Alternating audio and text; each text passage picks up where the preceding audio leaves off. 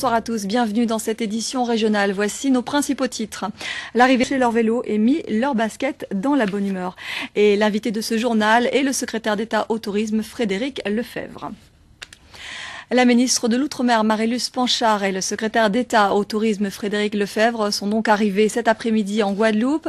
Ils sont accompagnés de Christian Mantéi, le directeur d'Atout France, acteur majeur de la prochaine ouverture de la desserte aérienne des Antilles depuis l'aéroport de Roissy. Ils ont tout d'abord participé à une réunion de travail avec les professionnels du secteur du tourisme à l'hôtel Creole Beach au Gosier. Et puis, ils ont également signé les contrats de destination qui vont permettre de faciliter les correspondances avec les capitales étrangères. Ludivine Guillolet et Christian Danca.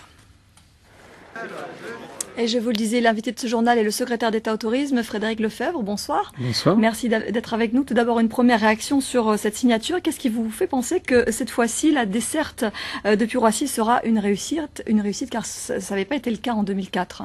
Est-ce que l'État va accompagner, par exemple, le comité des îles de la Guadeloupe? Et donc, c'est pour ça que Marie-Luce Panchard parlait à l'instant. Alors je le disais effectivement, en 2004, Air France avait déjà tenté l'expérience de la desserte entre Roissy et les Antilles. Ce fut un échec. Qu'est-ce qui pourrait favoriser le succès de l'opération en 2011? Des éléments de réponse avec ce reportage de Jérôme Bouécasse et Daniel Quérin. Vous restez avec nous. Alors Frédéric Lefebvre, ce contrat est donc une ouverture vers les pays d'Europe, une chance d'être plus visible. Ceci dit, comment aujourd'hui les Antilles françaises peuvent-elles concurrencer Saint-Domingue qui reste le leader des destinations dans la Caraïbe? Croyez-vous que l'on peut se mesurer à un pays qui emploie une main-d'œuvre beaucoup moins chère que la France, par exemple? Qu'on se met tous autour de la table pour le faire, je crois qu'il se passe quelque chose. Alors la qualité, effectivement, la rénovation de ce parc vieillissant. On a également souvent évoqué l'accueil aux Antilles. Pensez-vous que cela reste un point à améliorer? Et un lycée hôtelier dans notre département peut-il suffire à combler les faiblesses? Je rappelle qu'en mars dernier, vous avez annoncé également 24 mesures pour la relance donc du chantier de l'accueil en France. Faisons-nous partie de ce dispositif? Votre dernier livre qui vient de paraître, Le mieux et l'ami du bien. Ce livre, bien à l'intérieur, on trouve une expression qui vous est particulièrement chère. Les territoires comme le nôtre sont les porte-avions de la France. Oui, parce que je crois que c'est une richesse formidable pour nous. Merci beaucoup en tout cas Frédéric Lefebvre d'être venu sur ce plateau. Vous poursuivez votre périple en Martinique demain. Puis on aura peut-être l'occasion de se revoir avec la mise en place de cette décennie. Et on poursuit avec un de ces derniers rendez-vous majeurs de football de la saison, juste avant la Gold Cup.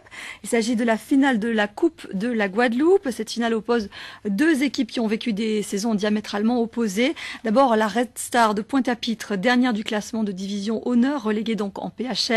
Et puis face à elle, le Racing de Basse-Terre, premier de la PHR et qui a déjà obtenu son passe pour l'étage supérieur. Deux clubs au passé glorieux qui tenteront dans quelques minutes d'accrocher un nouveau trophée. Eddie Golapcan est sur place au stade de Bémao. Bonsoir Eddie. Peut-on parler d'une finale très ouverte ce soir? Voilà, nous y sommes. Merci Eddie et merci à Luxonor et bon match. Justice maintenant, condamné en première instance à 1 500 € d'amende pour injure raciste, l'ancien préfet de la Guadeloupe, Paul Giraud de Langlade, était rejugé cet après-midi par la Cour d'appel de Paris pour avoir déclaré lors d'un contrôle à l'aéroport d'Orly « On se croirait en Afrique ici ». Durant ce second procès, l'avocat général n'a pas requis la relaxe ni aucune forme de peine éventuelle, tandis que les parties civiles ont émis le souhait de confirmer le jugement de première instance. Le reportage de nos confrères d'Outre-mer Première. Le 30. En bref, à Bouillante, dès ce soir, l'eau reviendra dans les robinets, mais attention uniquement à usage domestique. Le syndicat intercommunal du sud de la Côte-sous-le-Vent et la CGSP, en coordination avec l'Agence régionale de santé, mettent tout en œuvre pour que la situation s'améliore progressivement dans tous les secteurs de la commune. En revanche, à Port-Louis, il semble que la situation ne soit pas résolue. Nous aurons l'occasion d'y revenir dans nos prochaines éditions. Coup de frein sur la construction de logements sociaux prévus pour 2011. Il y a près de 3 ans, un plan de relance du logement donnait le feu vert à une augmentation de la construction de logements sociaux. Malgré ce soutien de l'État, les bâtisseurs cherchent encore des fonds pour boucler leurs projets. Aucune société, et même celle qui engrange des bénéfices, n'est épargnée par ces difficultés. La société immobilière de Guadeloupe, qui a pourtant annoncé 4 millions d'euros d'excédent au terme de son conseil d'administration ce matin, tarde aussi à passer à la vitesse supérieure. Marilyn Plaisir et Olivier Duflot. Comme annoncé dès hier, l'association du BTP de Saint-Martin a mené une opération escargot dans les rues de Marigot ce matin.